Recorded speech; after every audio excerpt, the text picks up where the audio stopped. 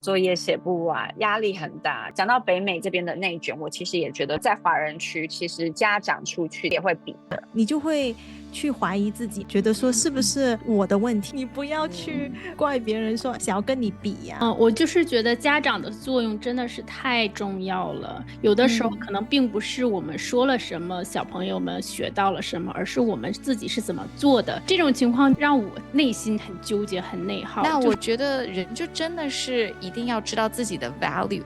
因为人真的是越有智慧以后，你才能够做到这样的决定。我现在恨自己想的太多。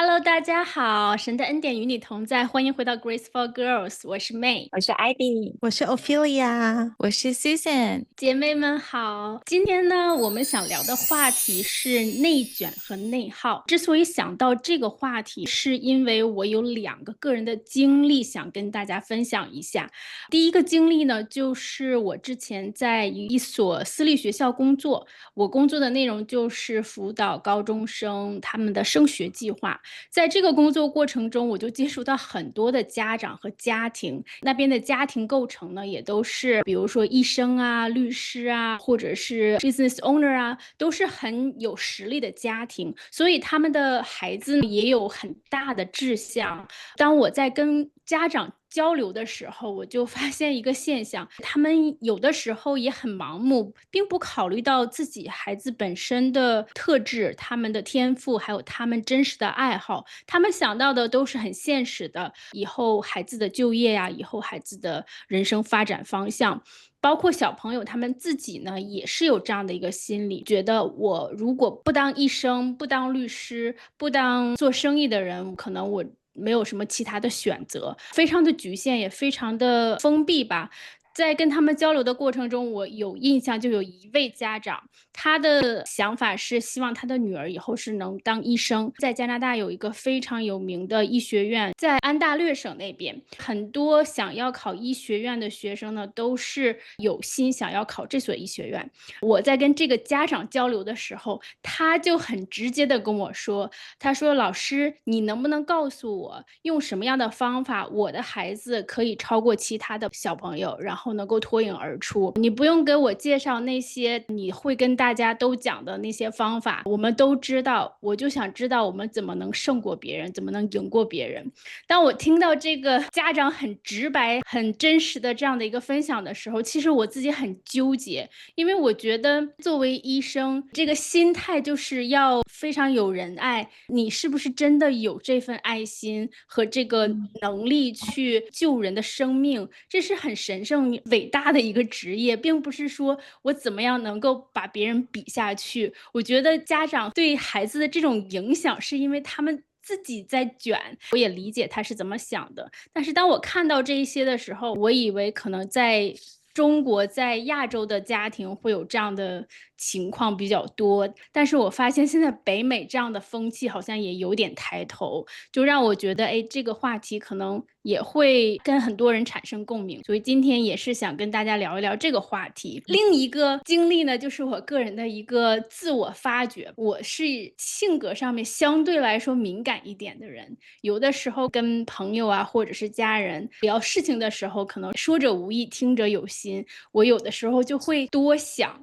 会反复考虑，哎，他说这句话到底是什么意思？很在意别人对我的这个态度，有时候甚至会联想到去否定自己、怀疑自己，这样的一个心态就让我觉得其实很内耗。我知道可能有很多，尤其是女性朋友吧，可能有这样的一些挣扎。我个人觉得你们3个都不是很内耗的人，所以今天在这个内耗的问题上，其实我是挺想向你们学习，看看你们能不能给我一些指点还有帮助，让我能够在这方面有所精进。我们先聊聊内卷好了。我知道艾薇和 Susan 都是非常棒的妈妈，欧菲是成功的地产经纪，那你们在育儿啊还有职场方面有没有遇到内卷的经历？大家可以分享一下，然后我们可以一起学习。妹跟我想的一样，我看到亚洲的朋友他们的小孩周末的时候都是排满行程，然后每一天也排满行程，作业写不完，压力很大，所有比赛好像都要报名，只要低于90分就会被骂。然后我就觉得有必要这样子吗？我自己是比较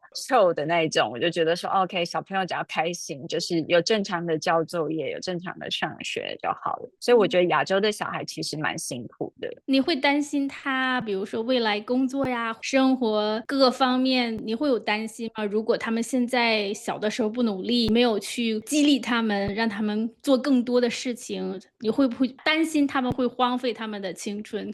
他们如果想要学什么，我都会觉得是 support 他们，但是我不会逼他们去学习什么。如果学校的部分他可以按时的去把他作业交好，他有什么额外的东西他需要的，身为家长都一定会 support， 但我不会去 push 他，你成绩一定要怎么样，就是我觉得你有尽力就好了。对于他们以后的工作也好，他们以后怎么样也好，我觉得他们只要开心，要对自己人生负责，我觉得都 OK 耶。我没有觉得说他一定要大富大贵，一定要成为多厉害的人，我的内心反而是比较希望他们的 personality 是正确的、善良的、正直的，然后我希望他们是开心的。我觉得这对我来讲会比他们成为很厉害的医生、律师来讲，我都会觉得那个比较重要。小朋友们听到这一趴会多开心呢，都想做艾薇的孩子。所以我希望他们是可以把我当朋友这样聊天。所以他反而他们会都没有叛逆那种心理吗？我觉得没有可能他们现在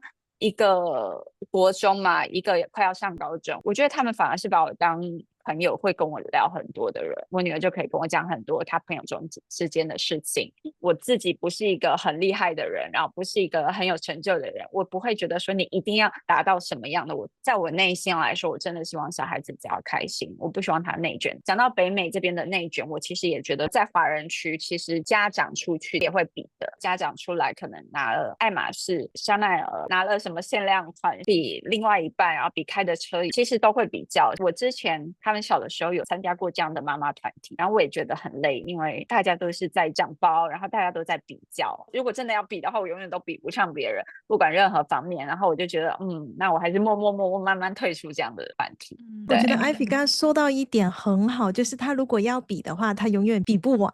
所以他就决定就直接不比了。对，我觉得他这个心态就很好啊。而且 Ivy 说他觉得他自己什么不会，所以他也不会要求孩子太多。但是其实我觉得不是的，我觉得这个是心态的问题。因为反而我知道有很多家长他是自己没有高的学历，所以他把他所有的期望都付在这个孩子的身上，所以让孩子很有压力。不管说这个家长是多么的成功或是多么的有学历，他还是会对这个孩子是有要求。我觉得是家长本身，是人的心态。我就觉得 Ivy 这个心态非常好，因为 Ivy 不把他的 focus 放在地上的那些所谓的物质或是财富地位啊，他的 focus 不在那儿，所以他自然而然他对他的孩子们也没有这方面的要求吧，我觉得。让我想到了一个词叫松弛感。就是感觉他很松弛，结果小朋友都不需要管，人家自己很乖，然后就是为自己负责。我觉得这种散养的方式，可能往往会造就人才。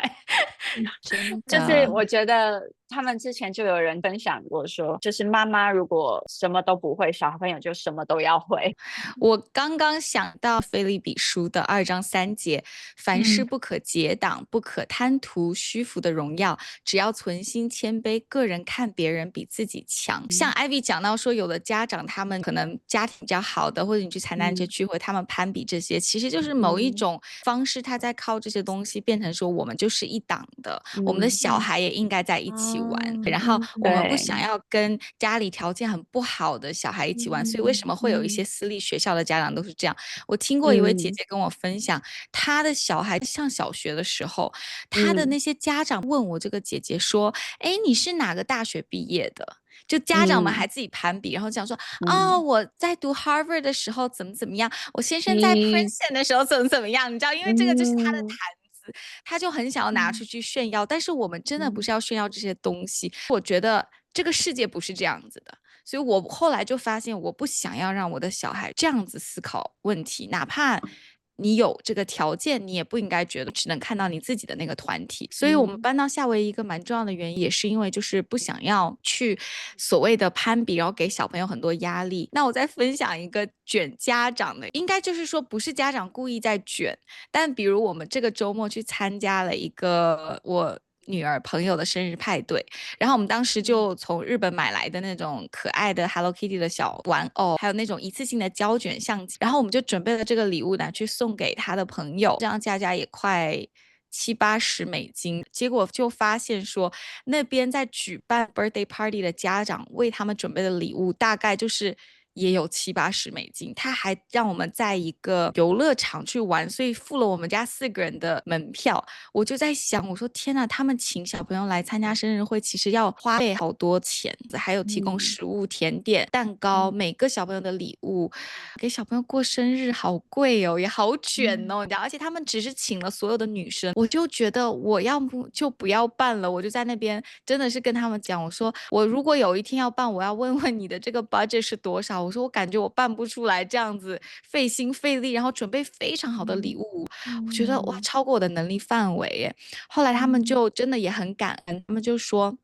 没有关系，很多人也不办。你看我们的经文腓立比书2章3节也是讲，只要存心谦卑，个人看别人比自己强。他们就觉得说没有关系，如果你不办的话也是 OK 的，你不用说我家办成这样，你家就要办得更好。我真的觉得 maybe 这样是上这边 Christian 学校一个很好的好处，就小朋友也比较不攀比。刚刚妹讲到说要不要担心自己小孩未来的情况的，我就想到提摩太后书的2章20-21节说，在大户人家不但有金器银器，也有木器瓦器，有作为贵重的，有作为卑贱的。人若自洁，逃离卑贱的事，就必做贵重的器皿，成为圣洁，合乎主用，预备行各样的善事。我们虽然人没有分什么369等高低贵贱，已经脱离那个封建时代了，但是你看我们就是需要各种各样的器皿啊，主的家里也是一样，有的金的器皿可能偶尔被拿出来招待客人用一下，珍珠的勺子偶尔吃 caviar 的时候用到一下，它平常其实是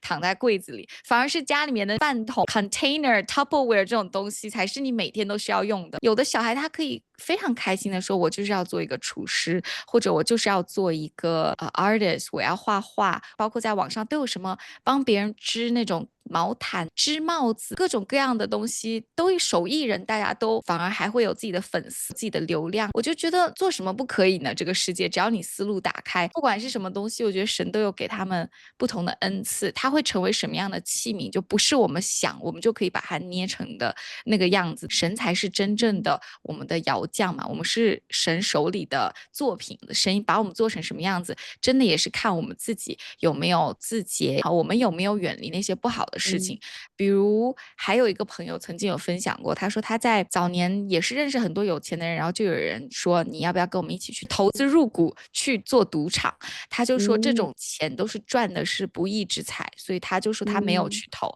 因为他觉得我不想我的小孩知道爸爸是做什么营生的，然后爸爸跟他讲说我是做赌场生意的，然后别人却因为赌场家破人亡，他就觉得我不要赚这个钱。所以这个东西我觉得就是我们作为基督徒可能需要去分辨和自己去辨别的东西。那神也会同样的在天上有为我们预备够多的奖赏，我们不是靠今生积累的财宝，因为我们一个都带不走。所以后面认识主越来越多，我就会觉得心态可以越来越平，就不卷了，特别是不卷这个地上的事情。我就是觉得家长的作用真的是太重要了，有的时候可能并不是我们说了什么，小朋友们学到了什么，而是我们自己是怎么做的。我有一个例子，有一次我们在桌上吃饭，就是我的外甥他才3年级，就是第2天要考试，他背着书包进来说，哎，我刚刚补完课，老师说漏题了，他说可以在网上看到明天考试要考的题，要不要把这个题提前做一下？当时我的那个妹夫立马就是把这个行为就制止了，他说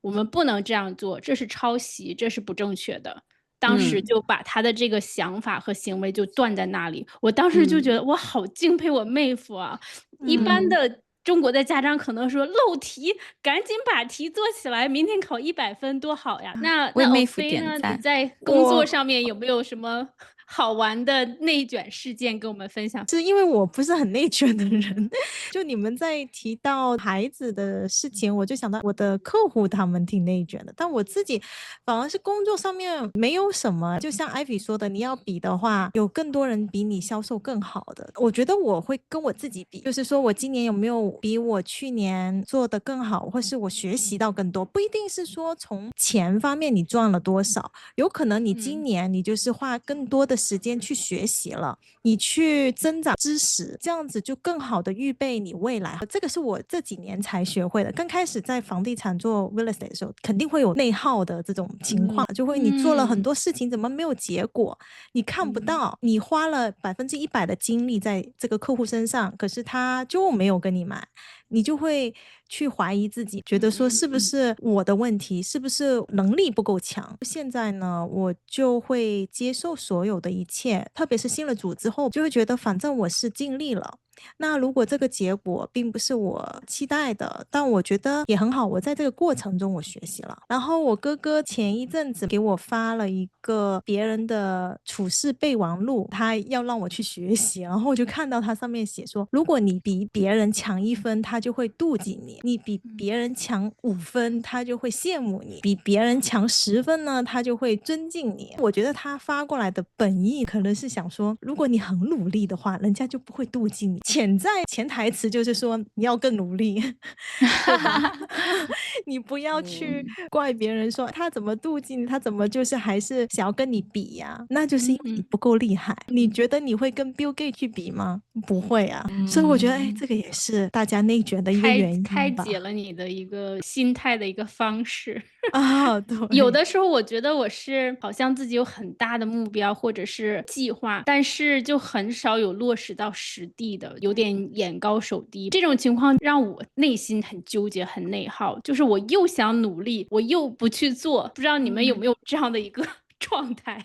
可能我跟 Ivy 之前都有过那种有可能自己得癌症，都是乳腺方面的嘛，就是也是因为自己可能有的东西忍太多想太多。我们2个都没有是乳腺癌，都在观测。但是我觉得就是很多女生为什么都会遇到同样的情况，要么抑郁，要么乳腺结节堵塞、乳腺炎，甚至有些人是乳腺癌。我觉得就是因为我们觉得我们要做的事情太多，或者你觉得我要做一个好妈妈、一个好妻子、一个好儿媳妇、一个好女儿，这种社会压力真的太大。所以我觉得最重要的就是你要觉得我今天早上醒过来，我第一件事情我先感谢上帝，说我今天醒过来。你先跟上帝讲话。我记得那天我有个犹太人的朋友跟我讲，他说你在床上要先躺7到12秒钟，他们的犹太人早上醒来会先说一段话，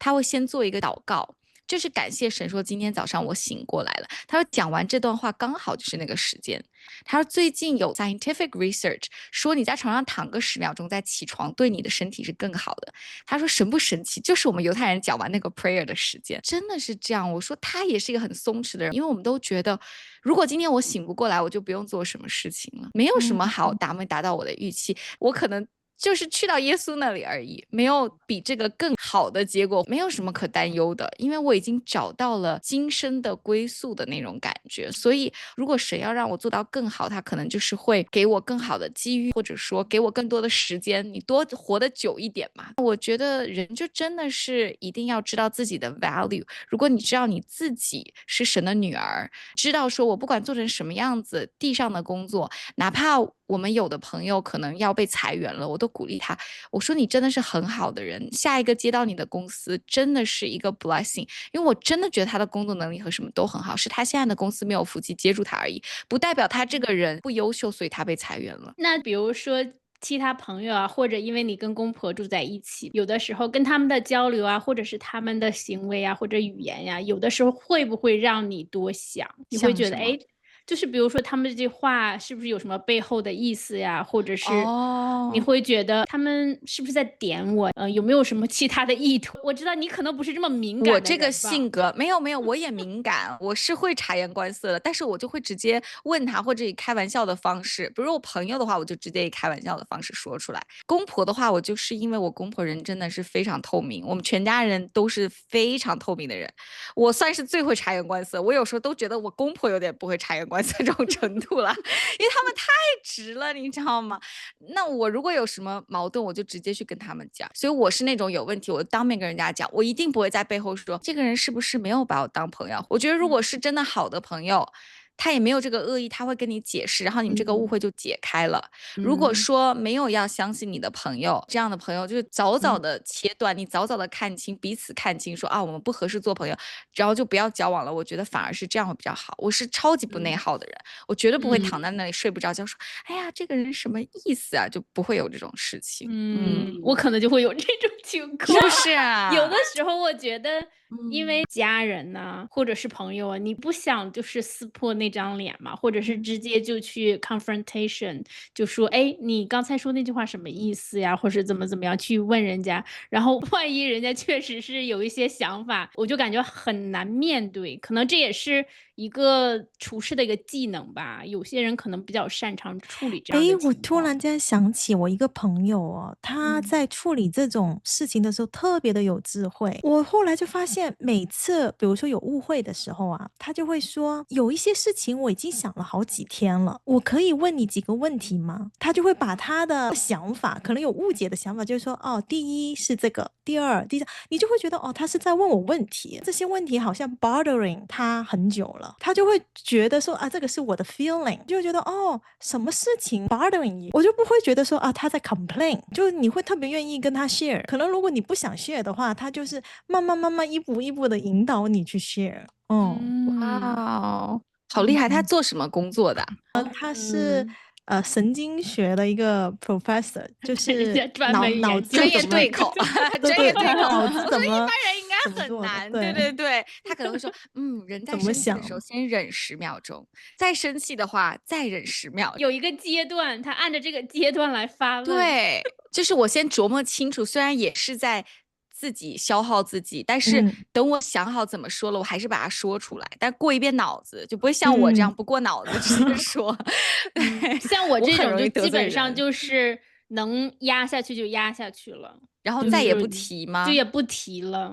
不提。我觉得欧菲这个你应该学起来。我觉得这个需要培养，可能不是一下子就能学来的。所以我问是什么职业嘛，因为我觉得要么就是天生是这么会忍的人吗？还是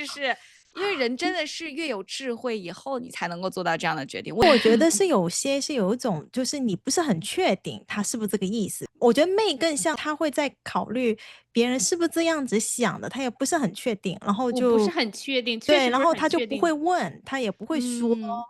但是你知道有的时候就像我刚才说的，人家说这个话的时候，我觉得是话中有话。欧菲的那教授他是不内耗的，因为他想好了以后我还是问出来。我有时候觉得可能就也不至于非要把这个事情弄明白吧，因为可能也弄不明白，就是个人的因为有些人的性格可能就是你不可能和每个人都是成为朋友，或者是你跟每个人在一起的时候都特别舒服，你可以觉得哎跟这个人很聊得来之类的，就有些你就能感觉出来这个人就是很难相处。对，我会去对峙的人都是我觉得这些人真的影响到我了。我也有觉得说那种哎呀有共同朋友太多呀，不好意思撕破脸，但后来我发现当他从我生命里离开了以后，我会觉得我自己的人生轻松了很多，我不用再每天都去营造一些虚假的和平。Ivy 有没有这样的情况？我有Ivy 应该是我更不内耗。我觉得我也是那种，就是我碰到家人之中我对他有这样疑问会隐忍的人，就是尽量少接触。我会觉得说 OK， 那如果他这样对我，然后我试图对他好还是一样的话，好吧，那我尽力了，那我就只能远离他。但我也不会一直内耗自己，我会觉得说 OK， 就是算了，距离就是美。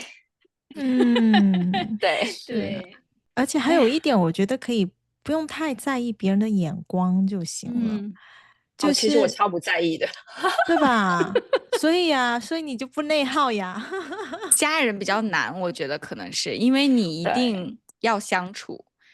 欧菲是觉得家人对你的评价也会内耗到自己吗？还是说外人的评价？家人对我的评价不会内耗的我自己，因为太轻了。我直接就会跟我家里人说，我说 It's okay，我说我很开心，我说嗯没关系，就是他怎么说就他们怎么说呗。澳门的对审美的标准很高，不只是澳门啊，国内都是嘛，就是一定要很整个亚洲瘦啊，吧。澳门特对，别厉害，特别厉害。特别假的？瘦，我的对，天啊！我去那边算胖子，完全就是又壮又胖。我听说所有的美女都跑去澳门。对真的，对我去对对对，澳门的时候，我觉得哇，怎么这么多美女啊？但是帅哥嗯我没有见到几个，好像嗯整条街都是美女的一样。然后你就会嗯，觉得说自己在那边就是一般般吧。但是我家人就会每次见到我就说，你要减肥，你要少吃，然后你晒黑了这样子。然后我就说 It's okay, American style beauty 这样子。这种家人的话，我就比较敢怼。然后如果对，要是他们这么跟我说的话，我说那我要是瘦了有生病的话会更好吗？还是你想让对，我现在健健康康的，看着还挺正常的，哪一个你要啊？我跟被逼你是婚的时候反的，我的家人因为我高中、初中特别胖，所以他们那会儿就说，要么你少吃2口。后来我开始减肥，然后现在特别的瘦，他们就说你太瘦了，家人也是不会满意的。因为我真的觉得他们都是对你好，但是我以前胖的时候不让我胖，现在我瘦了还不让我瘦了，我就会这样。真的是这啊，样，家里人特别对不奇怪，对？就是你比如说早恋的时候，他们说你不能谈恋爱，要专是。心学习。然后等你上了大学之后，怎么还没有男朋友？什么30岁没结婚就简直了，就说你再不嫁就要嫁二婚了。没有，所以会不会就是内卷这个词其实一点都不准确？我觉得我们的内卷都是别人来卷我们，然后我们自己把自己给卷起来了，是这种感觉。它对，我觉得其实不是内卷其实自己是来自开始卷。外部的竞争，就是外是说，卷嘛，是别人要把你嗯卷起来。这嗯，样其实不是内卷，都是因为你自己不知道，你才没有办法反驳别人，对，然后觉得 maybe 他说的是对的，然后你就听进去了，跟魔鬼的谎言有嗯，点像。对，还有就对，是你要知道你自己的定位在哪吧。如对对对，很重果要。别人告诉你说你这样子做不好，或是说，比如说啊，我现在不是单身嘛，我朋友就会说你要找就要找高富帅这样子，要有多少钱啊，什么什么的。所以我觉得，如果你真的是会容易被别人去影响的话，那你很容易就会有个就是内卷。但是如果我不是看的那些的，我是看在比如说他是不是基督徒，他内心好不好，所以这个卷的话也得看你自己的 value 是什么。然后我也看到一个经文，哥林多后书第4章18节。原来我们不是顾念所见的，乃是顾念所不见的，因为所见的是暂时的，所不见的是永远的。对，这里就是说，我们在这个世界上所有的东西都是短暂的，只要我们专注在神身上，我们把这个衡量成功啊，或是开心啊、快乐啊这些都不要放在地上的这种价值的话，我们就会活得比较轻松。然后呢，看永恒的东西，就是看神的东西。我觉得欧菲说的非常好，因为我看我自己家的孩子，他们就是那种去海边踏一下浪，捡几个石头就高兴的不行，说啊，妈妈这个是给你捡的，然后呢我们就说好，那这可以当放筷子的什么的，然后他就去捡全家人的，这个是爸爸的，那个是爷爷的，他就会去做这种事情，然后在海边玩一整天，一分钱没花。其实快乐是多么单纯的，就像欧菲说的，快乐可太单纯了，反而有的人是经历了这个世界所有的沧桑，可能还做了一些违背自己良心和品德和意愿的事情，然后最后想要的退休生活也是在海边踏浪的话，你为什么不从一开始就觉得我还是要做一个很洒脱、很善良、很开心、神所喜欢的人，不要自甘堕落，然后不要去做一些违背我本心的事情，因为那些东西是有永恒的结果的。是有一些后果在那边的，对不对？神是要最后来审判的。我觉得你反而是应该做一个单纯的人，单纯有什么不好？像欧菲在我们这个团体里面，你有时候你就觉得有点太不操心了，有点太单纯，是一点 worry 都没有吗？是一点烦恼一根弦都不用上的吗？但他就是这样子，然后感觉也过了小半辈子了。我有时候也挺羡慕，其实我是吗？觉得我自己就觉得我这猛叉叉，就我们广东话说猛叉叉，就这样啊，猛叉叉就是糊里糊涂的，不是稀里糊涂的哦，吗？稀里糊涂的。但是我感觉你这稀里糊涂也改不了呀，快把我没有，我我觉得你，因为你嗯稀里糊涂，就是别的人都帮你操心了呀，所以你典型的艾米说的，我觉得这也是我的福气小啊。朋友什么都不做，然后大人就要帮忙做了，或者感谢小朋友对，或者有稀里糊涂的妈妈，你小孩以后就会很能干。然后我就会有很能干的朋友们。哎呦，现在恨自朋友们得干己想的太多。对，谁内耗谁活多，是不真是？是这样。哎呀，我今晚我就开始祷告，求神把我这全躺弦给我平剪掉。像欧菲这根弦天生就没长，我感觉哎呀，我也想长，但是不知道啊。也长不出来。对，我觉得可能就大也算智慧是懒吧。我觉得就把所有的东西都交给主，这对我来说是最对呢简单的事情。好吧，我们今天又分享了很多，我觉得我跟大家都学到了特别多。我知道我们观众朋友们可能有一些跟我也类似，或者是说你也处在一个比较卷的一个环境中，希望我们今天的分享能够帮助到你，让你意识到真的，我们这个世界上特别多的这些东西都是短暂的，都不是我们一生追求的目标。只要你能够把你的心态放平，不管是你的家庭生活、孩子、事业各个方面都会很顺遂，因为你心态对了，你把一切交托给神了，很多事情就自然而然的水到渠成了。然后还有要提醒经常内耗的朋友们，不要太在意别人的想法呀，还有别人的言语，可能真的是人家是无心的，我们只是想的太多。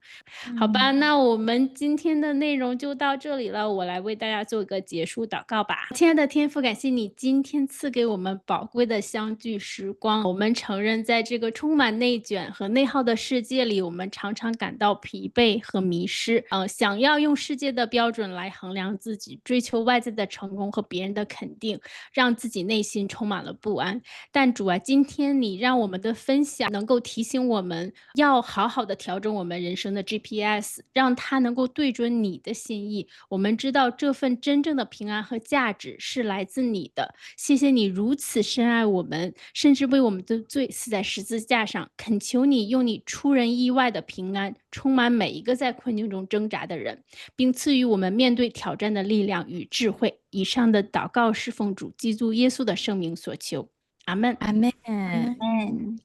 好啦，谢谢大家的观看。无论你是谁，身在何处 ，Grace for Girls 都会为你带来一份确信。神的恩典永远够你用。我们下期再见啦，拜拜。就是家长们子成龙、望女成龙这样的一个心理望女的。陈凤，你快过好看别说了，你这段一会儿到时候又要剪掉，到时候又不能播。